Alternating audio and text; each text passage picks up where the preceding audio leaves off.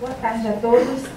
Eu gostaria de agradecer ao Diego, à Suzana, aos organizadores da UAPD e parabenizá-los pela iniciativa, não só deste evento, mas pela participação atuante, pela a atuação importante que a UAPD vem desenvolvendo. Eu acredito que ainda vai ter muito o que contribuir.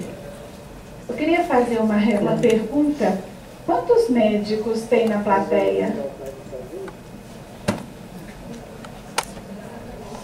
Quantos profissionais da área médica, fisioterapeutas, terapeutas ocupacionais? E quantos portadores e pais de pacientes? Meus conhecidos e amigos. Bom, então, quando foi proposto este evento, nós conversamos com o Diego, com a Suzana, que nos convidou, e propusemos enfim, trazer neste evento a nossa experiência e as perspectivas, os caminhos pelos quais as doenças neuromusculares têm muito que percorrer ainda no Brasil. Infelizmente, a doutora Humbertina não vai poder participar. Eu vou fazer uma palestra um pouquinho mais ampla, abordando não só os aspectos referentes às distrofias musculares, principalmente quanto à terapêutica, e levantarmos um pouquinho as questões políticas que tem muito a ser trabalhado ainda no Brasil. O Dr. Fernando Naylor, ele é neurologista e vai trazer a experiência dele com a doença de Pompe, que também é uma doença neuromuscular, e tem perspectivas terapêuticas que ainda tem muita dificuldade para ser diagnosticada e, portanto, muitos pacientes estão aí sem diagnóstico e com possibilidade terapêutica importante. Diego, você pode passar? Bem, diante de uma doença neuromuscular, sempre que nós nos deparamos com um paciente cuja hipótese é a doença neuromuscular, teoricamente, essa doença ela pode ser secundária a comprometimento do sistema nervoso central, que é composto, periférico, que é composto pela neurônio motor inferior, que fica no corno anterior da medula espinhal, as raízes nervosas, tanto as sensitivas quanto a motora, comprometimento que pode se dar ao nível da junção mioneural e, propriamente dito, os comprometimentos que vão gerar as doenças musculares, principalmente as miopatias e as distrofias. Então, topograficamente, nós podemos ter doenças do corno anterior da medula, envolvendo o neurônio motor inferior, cuja principal exemplar são as amiotrofias espinhais tipo 1, 2 e 3. As neuropatias sensitivo-motoras, quando nós temos comprometimento que envolvam as raízes nervosas. A miastenia gravis, que é um exemplo importante quando nós temos comprometimento na junção mioneural, envolvendo a deficiência ou a falta de neurotransmissores.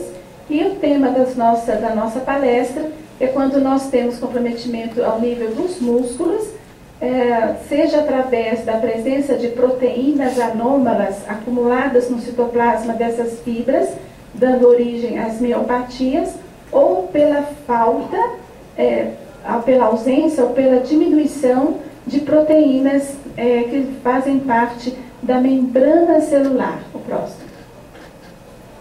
Então, os músculos, eles têm uma função muito importante, que é a função de movimento. Eles estão fixados ao nosso esqueleto através dos tendões. Então, nós temos no ventre muscular a presença das proteínas contráteis, que realmente executam a função do músculo de contração e descontração, e a efetuação, digamos, de um determinado movimento vai depender, então, deste conjunto como um todo. Através da contração e descontração do ventre muscular, a ativação dos tendões, fazendo com que movimentos de alavanca para que o nosso esqueleto possa movimentar. Quando nós analisamos o músculo, ele tem essa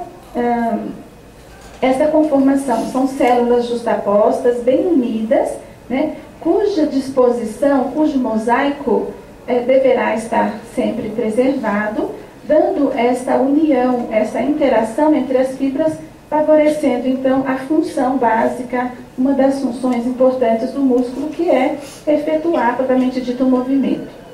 Então, quando nós temos qualquer comprometimento, seja pelo acúmulo de proteínas no citoplasma, que ocorre nas miopatias, um exemplo, as miopatias nemalínicas, por exemplo, ou pelo comprometimento das proteínas que envolvem a membrana, nós vamos ter, então, as doenças, as distrofias, que são um grupo grande de patologias. O próximo, gente. Esse você pode passar na sucessão. Então, aqui é um exemplo de como se compõe a membrana, pode passar, a membrana da célula da fibra muscular, né? E desde meados da década de 80, nós temos dia a dia, pode passar, nós temos dia a dia descoberto mais e mais proteínas que compõem, compõem essa estrutura que seria a membrana celular, de modo que hoje nós temos conhecimento importante das proteínas que estão na matriz, ou melhor, na face intracitoplasmática das células, né, fazendo uma ponte entre as proteínas contráteis com as proteínas de membrana, mantendo a união, né, essa integração da fibra. E da mesma forma, nós temos as proteínas que compõem, propriamente dito, aqui o sarcolema, a membrana, eles estão interligados com as proteínas da matriz extracelular, que vai dar também essa integridade, essa coerência, essa coesão entre as fibras e, portanto, estabelecendo as suas funções. Então, sempre que, pode passando esses todos, gente, sempre que nós temos a deficiência, seja falta só um pouco, a deficiência de alguma dessas proteínas, nós vamos ter um subtipo de distrofia muscular. Pode passar só esse. Então, especificamente, quando nós temos comprometimento do complexo das sarcoglicanas, nós temos distrofias de cinturas, e especificamente aqui na nossa palestra, quando nós temos a alteração, comprometimento, seja diminuição ou ausência da distrofina, nós vamos estar diante das distrofinopatias, seriam as distrofias de Duchenne e Becker. Na década de 80, meados da década de 80 do século passado, foi-se então descrito essa correlação, sendo a ausência ou a diminuição da distrofina a justificativa, a causa, a fisiopatologia da distrofia de Duchenne e Becker. Essa proteína ela tem uma função muito importante, que ela funciona como uma função de ancoramento. É como se fosse uma alavanca que está ligando as proteínas intracitoplasmáticas, que são responsáveis pela contração e descontração, que estão normais nos pacientes com distrofia de Duchenne e Becker, e fazendo então a ponte com os propriamente dito sarcolema, mantendo então a união e a integração, a integridade da fibra muscular nos processos de contração e descontração da fibra.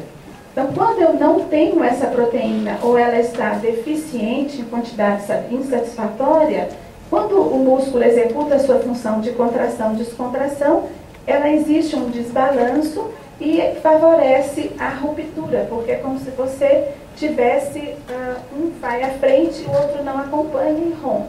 Então, esse é o grande problema, melhor, uma fisiopatologia de uma forma bem simplificada, que justifica a perda da força muscular que vai ocorrendo ao longo do tempo. Pode passar. Então, aqui é um exemplo, né, de um músculo normal. Quando nós fazemos a biópsia muscular, as fibras são justapostas, não existe acúmulo de tecido conjuntivo, fibroso e nem de tecidos inflamatórios. E aqui é um exemplo, na biópsia muscular, de um músculo distrófico, que vocês podem perceber uma anarquia na estrutura desse músculo, fazendo com que as fibras elas vão se distanciando uma da outra em função do infiltrado de tecido fibroso que ocorre e favorecendo gradualmente a perda da função, de uma das funções importantes do músculo, que é a função de contração e descontração. O próximo, por favor.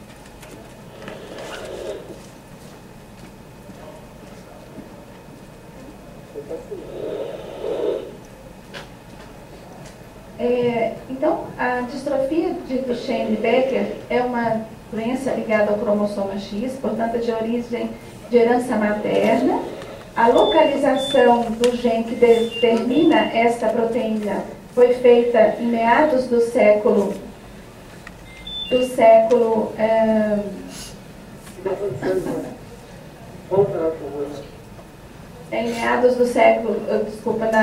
meados da década de 80, no qual foi descrito o gene, a localização desse gene no cromossoma X e, portanto, a explicação, o conhecimento de como se dá esse processo.